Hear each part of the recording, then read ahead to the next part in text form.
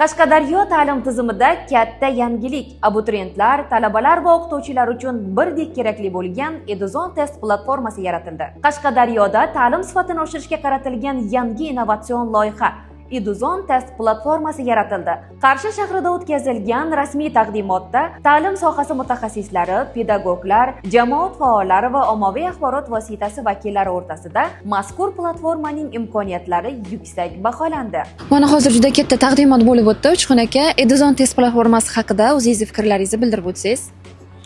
Xo'p, Eduzon platformasi bu aynan abituriyentlar, maktab o'quvchilari va mustaqil oliy o'quv yurtiga tayyorlanuvchilar uchun yaratilgan platforma. Hozir taqdimotiga ko'rdik. O'ylaymanki, bu abituriyentlar uchun eng katta og'riqli joylariga yechim bo'la oladi. Chunki o'zlari uydan turgan holatda kunlik o'z bilimlarini sinab borishlari mumkin. Ya'ni masalan oliy o'quv yurtlariga kirish uchun necha ball to'plashlari kerak? Masalan 189 ball yuqori ball bo'ladigan bo'lsa, ular hozirgi shu daqiqada necha ball to'play olishadi. Uni kunlik, oylik hisob-kitoblarini qilib borib oliy o'quv yurtlarini tanlash vaqti kelganda o'zlari necha ball to'play olishlarini mustaqil ravishda bilishadi.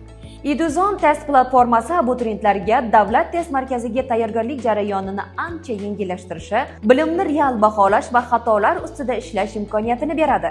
Eduzon haqiqiy davlat test markazi formatiga mos bo'lgan 5 blokli test tizimini taqdim etadi. Har bir test yakunida tizim avtomatik ravishda to'g'ri va noto'g'ri javoblarni ko'rsatadi. Xatolar bo'yicha tahlil qiladi, bilim darajasini baholaydi. Bu esa abituriyentlarga real imtihon sharoitida tayyorgarlik ko'rish imkonini beradi.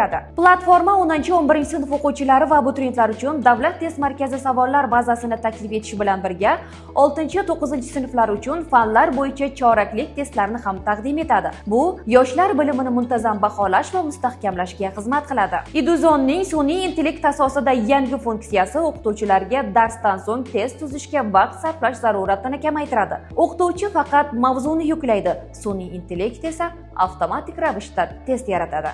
Javohir aka, mana shu Eduzon platformasining asoschisi sifatida foydalanuvchilarga bu platformani eng qulay, eng afzal jihatlaridan 3 tasini sanab bering. Eduzon test platformamizda 3 ta asosiy qismini aytadigan bo'lsam, birinchidan bu maktab bitiruvchilari, yuqori sinflari, 10-11 sinf hamda o'quv markazi abituriyentlari uchun mo'ljallangan hisoblanadi. Ushbu 5 blokli testimizda abituriyentlarimiz joy tanlamaydi, vaqt tanlamaydi, bemalol kirib 50 mingdan ziyod testlarimizni bir yil davomida xohlagancha ishlash imkoniyatini beradi va bu o'sha imkoniyatlar negizida oliy ta'lim muassasasiga kirish ko'rsatkichlari ko'tariladi. Ikkinchi bosqichda oladigan bo'lsak, 6-9 sinflar o'rtasida joriy yakuniy testlar o'qituvchilar tomonidan qog'oz variantda olinardi. Shu narsani elektron formatda olib, statistik ma'lumotlar o'z vaqtida aniqlanib, unda tahlil qilib borish imkoniyati mavjud. Uchinchidan, hozir zamon rivojlanib boryapti. Oliy ta'limga kirishda milliy sertifikatlarni qo'lga kiritib, keyin davlat imtihonlariga topshirish.